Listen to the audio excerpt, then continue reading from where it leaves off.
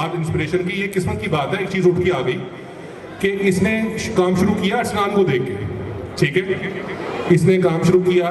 मुझे अच्छी तरह याद है लियाकत भाई से एक बर्ड आया जो हमारे घर में पहुंचा, सिर्फ एक वो बर्ड बचा और बाकी इस बंदे के जितने भी शर्ट में उस टाइम पे 8, 10, 15 पेयर जो भी थे वो सारे के सारे शॉर्ट सर्किट आग की नज़र में होंगे।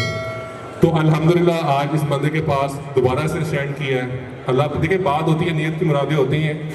आज इस बंदे की नीयत थी, आज ये दोबारा खड़ा है अल्हम्दुलिल्लाह। इंशाअल्लाह ताला मुझे उम्मीद है कि एक हायर मोटेशंस में इस बच्चे के पास मोटेशन इस दफ़ा इंशाअल्लाह बुरीट होंगी। तो अरसलान भी बताएं, लोगों को अपनी जर्नी के बारे में बताएं। अस्सलाम वालेकुम, बहुत बहुत शुक्रिया। मुझे पता नहीं था मुझे कुछ बोलना पड़ेगा, लेकिन फिर कोशिश करता हूँ। अभी वैसे ये मैं बात अभी कामर भाई को बता के हटा था, एक छोटा सा इंसिडेंट है। सबसे पहले तो मैं असलान साहब का शुक्रिया अदा करूँगा, उन्होंने इस पूरी जर्नी में बहुत ही ज़्यादा सपोर्ट किया। मेरे ख्याल है मेरी फैमिली मेम्बर्स इतने ज़्यादा सपोर्ट नहीं कर सकते जितना असलान साहब ने मुझे इस पूरी जर्नी में सपोर्ट किया। मैं जो भी इस वक्त मौजूद हूँ वो असलान साहब की वजह से होता। अच्छा जी, अब ये हुआ क्या था, मैंने असलान साहब की तरफ देख के बर्ड्स का काम शुरू किया, कुछ 7-8 पेयर रखे।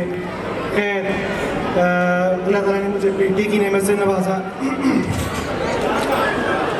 जब वो फर्स्ट डे घर आई, रात का टाइम था, मैं उसको गोद में लिया हुआ था, तो मैंने अल्लाह ताला से दुआ की कि या बारी ताला मुझे हलाल रिस्क दे जिससे कि मैं इनको, अपने बच्चों को तो एक बेटा और एक बेटी है, इनको मैं कुछ एक अच्छी ज़िंदगी इस दुनिया में दे सकूँ।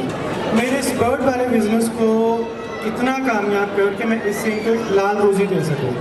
मैं जो भी करता हूँ बिज़नेस है वो अलग चीज़ है, लेकिन इससे मुझे थोड़ी उम्मीदें थी असलान साहब को देखते हुए। 12 बजे की बात है, मैं सो गया। 3 बजे के करीब एक ना बेगम ने उठाया कि जी कोई आवाज़ें आ रही हैं ऊपर से। अभी नींद में ही था, आवाज़ें बर्ड्स की आ रही थी। मैंने कहा चलो मैं देखता हूँ, लेकिन आवाज़ें बड़ी ही खतरनाक सी आ रही थी, अजीब सी आ रही थी, कभी नहीं सुनी। जब मैं फिर भी ऊपर जाके देखा तो ऊपर आग लगी हुई, और वो बर्ड्स की जो मैंने आखिरी आवाज़ें सुनी वो उनकी आखिरी ही थी। मैं जब ऊपर पहुँचा आग शिद्दत में थी, और खैर जैसे तैसे आग को बुझाई, लेकिन जो मेरा शेड था वो बिल्कुल कम्प्लीटली हो चुका था। अब मैं सोच रहा था कि यार ऐसा क्या हुआ कि मैंने अल्लाह ताला से भी दुआ की और मैं नम आँखों से अपनी बेटी को हाथ में लिए हुए मैंने ये बात की है। तो ऐसा क्या हुआ कि ये हुआ। मुझे याद है कि मैंने सबसे पहले कॉल असलान साहब को की। असलान साहब ने भी 4:30-5 बजे कॉल उठाई, कहते यार खैर है। मैंने कहा असलान साहब ये काम हो गया। कहते मुझे शक पड़ रही थी जिस तरह आपने कॉल किया ना कि मसला हुआ है। खैर ऑन दी स्पॉट असलान साहब ने कहा कि जी कोई मसला नहीं, इस काम करते हैं, आप टेंशन ना लें, आप फिलहाल इस मामले को देखें। अच्छा, उसमें इशू ये था कि मेरी बेटी होती है, अच्छा मेल असलान साहब के पास था, फीमेल मेरे पास थी, फीमेल एक्सपायर होगी। मेरे पास सिर्फ एक बर्ड बचा, पार्लो यूविंग स्प्लिट ऑफ लाइन का, लियाकत भाई का। अब बात आई कि जी दोबारा से फिर सेटअप खड़ा करना है, फिर उसके लिए फ़ीमेल ढूंढनी थी। फिर लियाकत भाई से रब्ता किया, लियाकत भाई ने बड़ी उसमें भी शफकत की कि बड़ा मुनासिब रेट में हमें ग्रीन ऑफलाइन स्प्लिट ब्लू की फ़ीमेल दे दी। ये एक मेरा पेड़ हो गया मेल। एक दूसरा पेड़ लिया असलान साहब ने, उसमें मुझे कराची से ग्रीन यूविंग ऑफलाइन स्प्लिट ब्लू पार्लो की फ़ीमेल लेके दी। एक भी मेरे मोहम्मद अवैस भाई हैं लाहौर से, उनसे पार्लो स्प्लिट ऑफलाइन का मिल गया। मेरे ये 2 मेन पेड़ थे, बाकी पार्लो स्प्लिट और इस तरह के कुछ सिंपल पेयर्स थे। अच्छा जी, पहला क्लच आया लियाकत भाई वाले पेड़ से, उनकी तरफ से फीमेल आई थी। 3 चिक्स आए, उनमें से एक रेड ही आ गया। हमने ना मैंने उसको फ़ौरन फोस्टर कर दिया, 3 चिक्स वो हो गए। अगला क्लच आया, उसमें 4 बच्चे हैं, चारों ग्रीन, पहले में भी तीनों ग्रीन। उन्होंने लियाकत भाई से बात की, मैंने अरसान साहब को बताया, अरसान साहब ने लियाकत भाई से पूछा कि जी ग्रीन बच्चे आ रहे, ब्लू बच्चा क्यों नहीं आ रहा, और ऊपर से रेड ही आ गया। कहते रेड ही तो आ ही नहीं सकता। खैर जब तक वो बच्चा बड़ा हुआ तो पता चला कि वो पेल फेलो था। उस वक्त पेल फेलो 3-4 लाख का पेड़ था। अच्छा, उसके बाद जो मेरा दूसरा पेड़ था ग्रीन यूविंग ऑफलाइन स्प्लिट ब्लू पार्लो स्प्लिट ऑफलाइन का मेल, उससे भी मुझे रेड ही बच्चा निकल आया। अब मैंने कहा ये क्या मसला हुआ, ये मैं अब तब तक मैं कंफर्म हो गया था कि लियाकत भाई की तरफ से पेल फेलो कंफर्म है। अब मैं दिल में खुश था कि जी यहाँ भी पेल फेलो होगा। वो क्रीमनोप्लाइन निकल आया। अब दोनों पेयर्स ने मुझे कम से कम 3 से 4 लाख की मुझे हर क्लच में मुझे सेल करवाई। उसके बाद जो मेरा पेयर था पार्लो स्प्लिट इनो, अब दोनों स्प्लिट इनो कन्फर्म हो गए जिसमें मुझे क्रीमनोप्लाइन निकला।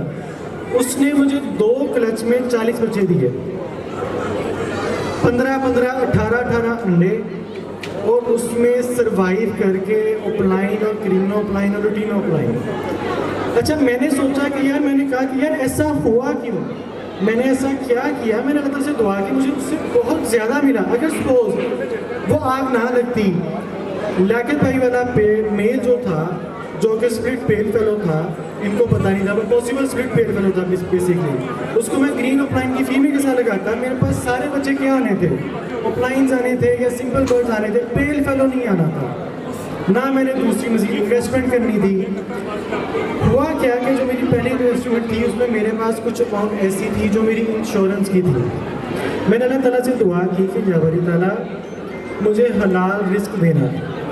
मुझे ये लगता है कि वो जो एक मेरी दुआ थी अल्लाह ताला ने ऐसे कबूल की कि वो मुझे वो जो पूरा सीज़न था ना, मैं आपको बिलीव, देखिए ना कि 40 बच्चे 2 क्लच में और एक पेल फेलो का आ जाना, उसको जहाँ 2-2.5-3 लाख का पेल फेलो तो बड़ी बात है। तो कहने का मतलब ये कि अगर आपकी नीयत साफ़ हो और आप ईमानदारी के साथ काम करें तो इंशाअल्लाह ताला अल्लाह ताला इस बिज़नेस से आपको ज़रूर नवाजेंगे। सेकंड, अगर आपके पास अरसलान साहब जैसे दोस्त हो, मेरे पास थे, मेरे पास भाई थे, इन्होंने जितना सपोर्ट किया, मैं हर दफ़ा ये कहता हूँ, उसकी रीज़न डेफिनेटली मुझे पता है कि मुझे ना कितना सपोर्ट किया है। ऐसा आपके पास एक सिंसियर बंदा हो तो आपको आगे जाने से कोई नहीं रोक सकता। मैं एक दफ़ा फिर अरसलान साहब का शुक्रिया अदा करूँगा और मैं करता रहूँगा ये सब, टेंशन ना लें। बहुत बहुत शुक्रिया जी।